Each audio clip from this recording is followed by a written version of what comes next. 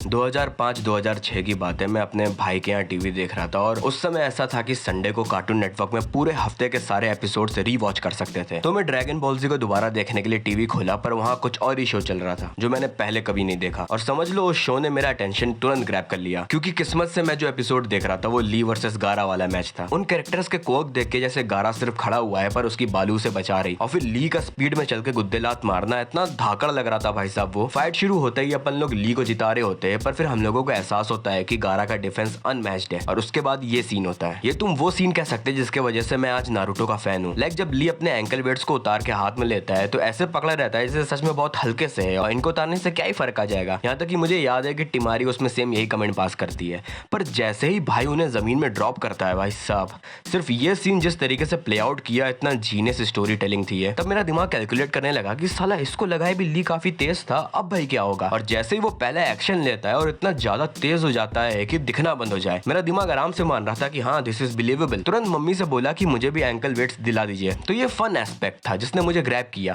पर मुझे एक और चीज का एहसास हुआ कि ये लड़ाई करते करते हुए ही दोनों कैरेक्टर की स्टोरी टेल कर देना, ऐसा पहले किसी कार्टून में नहीं होता था, यहाँ तक कि ड्रैगन बॉल जी में भी नहीं। ड्रैगन बॉल जी का उस समय फन होता था कि जो विलेन आया है उसे मारना इतना टफ होता था कि उससे लड़ते लड़ते ही 20 से 30 एपिसोड चले जाएंगे। पर यहाँ ली की पूरी बैक स्टोरी दिखा दी और उसका ट्रेनिंग वाला जज्बा देख के मैंने तुरंत एक्सरसाइज करना चालू कर दिया। और फाइट के एंड में गारा जीता जरूर, पर हम सब जानते हैं कि हम लोग के दिमाग में कौन सा कैरेक्टर ज्यादा बसा। तो भाई दिमाग फूट चुका था मेरा और अपन को देखना था ये कार्टून। तब पता नहीं था ये एनिमे होता है। और जैसा कि हम सब जानते हैं शो का नाम नारुतो था। नारुतो की सबसे पहली बात जो मुझे सबकॉन्शियसली डिफरेंट लगी वो ये कि साइड कैरेक्टर्स काफी ज्यादा सही लिखे गए थे। जैसा कि मैंने बताया, मेरी नारुतो में एंट्री दो साइड कैरेक्टर्स की फाइट की वजह से हुई थी। जैसे ड्रैगन बॉल जी में most of the side characters या तो शहीद होने के लिए होते हैं या एनिमी को बिजी रखने के लिए, और इसकी वजह है पावर सिस्टम जो कि डायरेक्टली कैरेक्टर के स्ट्रेंथ पे डिपेंड करता है। तो पूरी फाइट बस इसमें रहती है कि कौन सबसे ज्यादा पावरफुल है। यहाँ नारुतो में ऐसा नहीं था। यहाँ दो लोग लड़ रहे तो हमेशा कुछ इंटरेस्टिंग मैचअप होता है और कभी कभी अंडरडॉग टैक्टिकली और क्लेवर तरीके से जीत जाते थे। तो इस वजह से काफी साइड कैरेक्टर्स भी शाइन करते हैं। जैसे शिकामारू को ही ले लो। चूनिन एग्जाम के पहले राउंड्स में शिकामारू की फाइट क्लेवर थी, पर ली वर्सेस गारा, नेजी वर्सेस हिनाटा, ये सारी फाइट्स ने उसे आउटशाइन कर दिया। फिर इस लड़के का एक तो डिजाइन इतना प्लेन सा है और मेरे छोटे बुद्धू दिमाग के साथ किशिमोतो ने सच में खेल दिया था। मुझे ये लड़का बस वन ट्रिक पोनी लगा था, जो कि है। पर जो सेमीफाइनल्स में टिमारी के साथ फाइट थी इसकी, उस फाइट की एंडिंग ने मेरा दिमाग एग्जॉस्फेयर के पार उड़ा दिया था। एक तो इसे हाइप कर रहे थे कि IQ 200 प्लस है, और फिर इतनी क्लेवर कोरियोग्राफी थी उस फाइट की। फिर आखिर में ये गिव अप कर देता है। तुरंत ये कैरेक्टर दिमाग में बैठ गया, जबकि इसके पहले भी ये दिमाग लगाता था काफी, लेकिन यहाँ इस सिनारियो में जाके हम लोगों को हाईलाइट हुआ। इसलिए चूनिन एग्जाम आर्क मेरा फेवरेट नारुतो आर्क है। टूर्नामेंट आर्क से हम लोग बस एक चीज की उम्मीद करते हैं कि भर के एक्शन और लगे हाथ कूल कैरेक्टर से इंट्रोड्यूस कराना, और दोनों फ्रेंड में नारुतो ने बाप की यहाँ करके रखा हुआ है। इसी आर्क में हम लोग कोनोहा 11 और तीनों सैंड निंजास को जाने, और फिर फाइट मैचअप्स के कारण सारे कैरेक्टर्स में डायनेमिक्स क्रिएट हुए, जिसका पे ऑफ मेरे second favourite arc Sasuke retrieval में हुआ।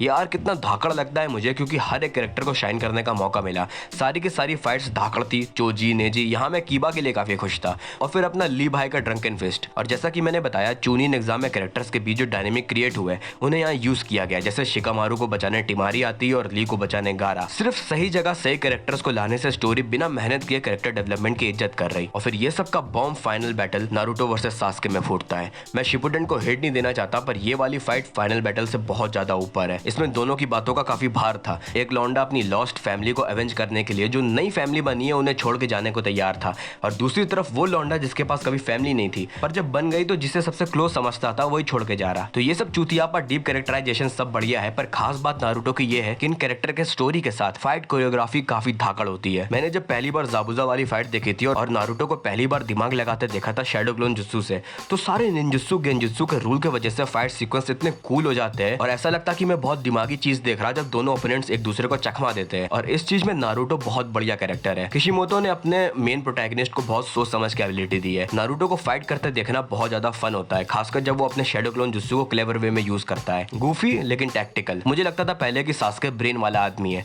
पर नारुतो की फाइट्स मुझे ज्यादा दिमागी लगती है, और उसकी वजह यह भी है कि नारुतो को हम लोग ट्रेन करते देखते हैं और उसके सारे ट्रिक्स से हम लोग वाकिफ रहते हैं। तो जब भी कुछ आउट ऑफ बॉक्स होता है और उसका एक्सप्लेनेशन मिलता है तो हम लोगों के सेंस बनता है। जैसे मैं थोड़ा जंप करने जा रहा काफी आगे, शिपुडेन में हम लोगों को रासेन शुरिकेन वाले ट्रेनिंग में पता चलता है कि शैडो क्लोन्स की मदद से नारुतो एक बार में मल्टीपल एक्सपीरियंस ले सकता है, और इस चीज का यूज पेन वाली फाइट में करता है जब वो अपने 2-3 क्लोन्स को सेज मोड में छोड़ के आया होता है रिप्लेस करने को।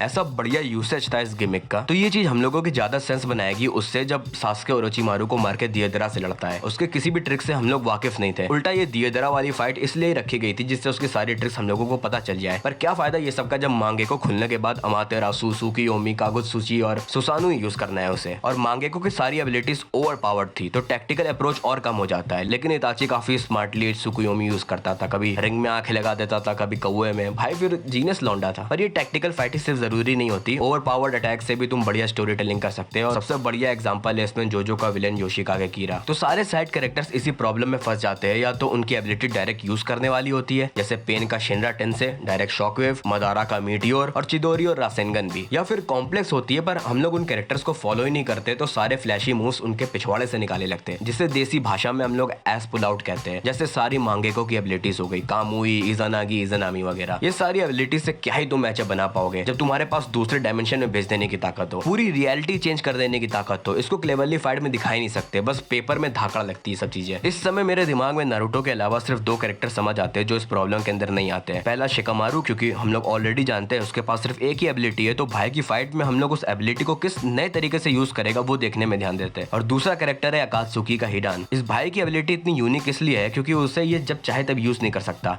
इसे काफी प्रिपेयर करना पड़ता है और प्री रिक्वायरमेंट्स होते हैं, जिसमें से पहला होता है कि इसे अपने ओपोनेंट का खून चाहिए, जिसको ये चाट लेगा तो अब दोनों की सोल एक हो जाएगी, यानी कि अब ये खुद को मारेगा तो जिसका खून चाटा था वो भी मर जाएगा। बस कैच ये है कि ये भाई इमॉर्टल है, तो इसकी फाइट में हम लोग टेंस में रहते हैं कि ये किसी को कट ना कर दे, और अगर कट करके इसने खून चाट दिया तो पूरी फाइट का ऑब्जेक्टिव ये होता है कि आत्महत्या ना कर पाए। तो ये साफ साफ रूल्स के वजह से हम लोगों को इसकी फाइट का काफी अच्छे से सेंस बनता है और हम लोग आसानी से फॉलो कर पाते हैं कि क्या हो रहा है। मैंने अभी थोड़ी देर पहले बोला कि नारुतो के साइड कैरेक्टर्स बहुत ज्यादा सही होते हैं, पर शिपुडेन में कोनोहा 11 वालों में से आधे कैरेक्टर्स की इंपॉर्टेंस ऑलमोस्ट 0 हो गई। सिर्फ इंपॉर्टेंट बचते हैं तो शिकामारू, हल्का हल्का नेजी और हिनाटा, और मेन ट्रायो नारुतो, सास्के और साकुरा। बाकी सबका मुझे इतना भी बुरा नहीं लगा, लाइक शिनो, कीबा, चोजी और इनो और टेंटेन का तो ओरिजिनल वाले में भी कोई रोल नहीं था, पर अपना रॉक ली-चान भैया, इसी कैरेक्टर के कारण मैंने नारुतो देखना चालू किया था। और किशिमोतो ने शिपुडेन में कैरेक्टर के साथ इतनी ज्यादा डिससर्विस की है, तो इसका मतलब ये साइड कैरेक्टर का धांसू होना गलत बात थी मेरी। हाँ और नहीं, ओरिजिनल नारुतो में ये सारे रूकी निंजास की स्टोरीज को फ्लैश आउट किया गया है, जिसमें से काफी कैरेक्टर्स के आर्क उनके इंट्रोड्यूस होते ही रिजॉल्व हो गए, जैसे ली और नेजी, और किसी किसी के रिजॉल्व होने में एक बड़ा आर्क हो गया जैसे गारा। तो फिर यहाँ आर्टिस्ट 2 काम कर सकता है, कैरेक्टर को स्टोरी से हटा दे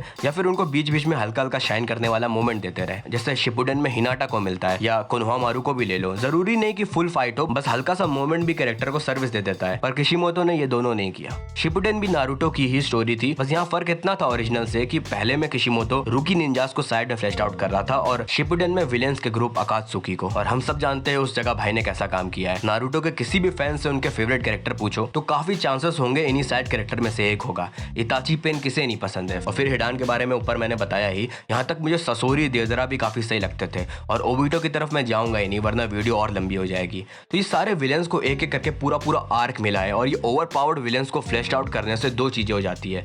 एक तो खुद इनके कैरेक्टर्स मेमोरेबल हो जाते हैं, और फिर जब हमारा हीरो इन्हें हराता है तो हम लोगों को साफ टेंजिबल वे में उसकी ग्रोथ दिखती है। तो किशिमोतो शिपुडेन में भी साइड कैरेक्टर्स को बढ़िया लिख रहा था, बस फोकस शिफ्ट होकर नए कैरेक्टर्स पे चला गया, और पेन आर्क तक के Shippuden is one of the best story line in Naruto. उसके बाद हम लोग वॉर वाले आर्क में आ जाते हैं, जिसके बारे में मैं कभी और वीडियो बनाऊंगा। और तुम्हें शॉर्ट में जानना मेरे व्यूज, तो हाँ, मैं भी उसी क्राउड को बिलोंग करता हूँ जो वॉर वाली स्टोरी लाइन को हेट करता है, पर एंड तक जाते जाते सीरीज फिर से बढ़िया हो जाती है मदारा ओबिटो की वजह से, लेकिन वो कभी और बात करेंगे। ये वीडियो ऑलरेडी बहुत लंबी हो चुकी है, तो अभी के लिए बाय बाय करते हैं, अगली वीडियो में मिला जाएगा।